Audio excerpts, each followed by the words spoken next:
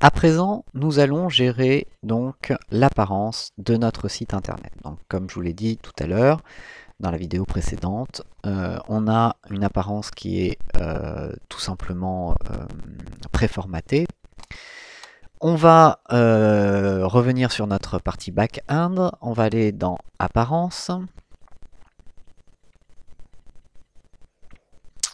Et dans Apparence, ici, on va voir donc un espace pour gérer les thèmes. Les thèmes, c'est tout simplement le visuel que va prendre notre site internet. Par défaut, on a deux thèmes disponibles, utilisables, qui sont les thèmes par défaut livrés avec WordPress. On va tout simplement essayer d'en installer un nouveau et de voir un petit peu comment ça fonctionne. Donc pour ça, vous avez tout simplement ici un onglet qui s'appelle Installer des thèmes. Vous avez un moteur de recherche de thèmes. Ce qui est intéressant dans ce moteur de recherche, c'est surtout de cocher des options qui peuvent nous servir plus tard, comme arrière-plan personnalisé, personnalisation de l'entête, ça nous permettra d'être un peu plus libre, menu personnalisé, image d'entête à la une, ça peut être intéressant, c'est quand on écrit des articles, mais bon, là je ne vais pas choisir ça. On va choisir des options de thème, histoire d'avoir quelque chose de très configurable. Voilà. Et je vais cliquer sur Recherche. Voilà, donc il va, à travers les critères que j'ai choisis, il va me trouver un certain nombre donc, de sites internet répondant à ces critères. Je vais trouver un site, un visuel que je trouve bien. Par exemple, celui-ci, il a l'air très bien. Je vais faire aperçu. Donc, il me montre un preview du site internet tel qu'il apparaîtrait si je l'installais. Je vais lui dire que oui, il m'installe. Donc, je vais cliquer sur Installer.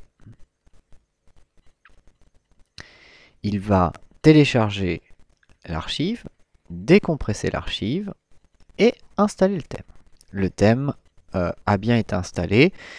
Alors, il arrive de temps en temps que ce thème ne s'installe pas. Je vais vous expliquer, ou que, on verra tout à l'heure, que une extension ne s'installe pas correctement.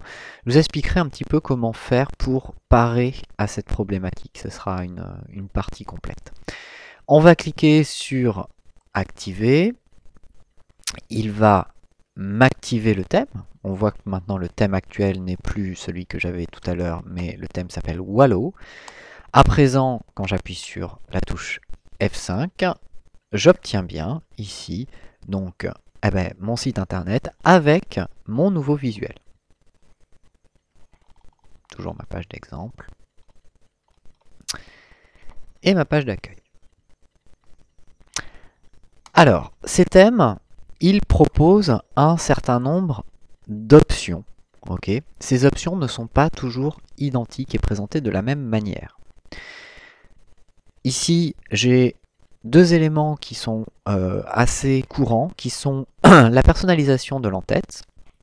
Donc ici, je vais avoir la possibilité de mettre une photo dans l'entête de mon site, et la personnalisation de l'arrière-plan, qui va me permettre là de gérer l'arrière-plan de mon site internet. Ces deux options-là ne sont pas obligatoires, c'est-à-dire qu'il y a certains sites qui ne proposent pas ces options. Certains thèmes, pardon, qui ne proposent pas ces options. Je vais avoir une troisième option ici qui est les options du thème. Donc ici, c'est totalement propre à chaque thème. Chaque thème a différentes options. Donc là, par exemple, ici, j'ai différents visuels possibles. Voilà, avec cette même interface.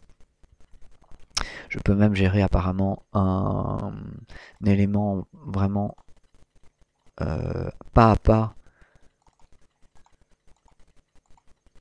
Un élément que je choisis vraiment pas à pas. Donc ici je vais rester, je vais prendre R par exemple, très bien, ça ira. Je vais avoir différents éléments, je vais avoir différents onglets avec différents éléments que je vais pouvoir régler. Ça, je ne vais pas rentrer vraiment trop dans le détail, dans le sens où, de toute façon, ce sera vraiment propre au thème que vous aurez choisi. Donc là, je vais upgrader mes options. Je vais actualiser ma page pour voir qu'en effet, ça s'est bien mis à jour. Voilà le visuel pour l'instant de mon site internet. On verra un petit peu plus tard comment vraiment modifier un petit peu plus ces options de thème. On va passer à la création de contenu, finalement la création de notre site internet proprement dit.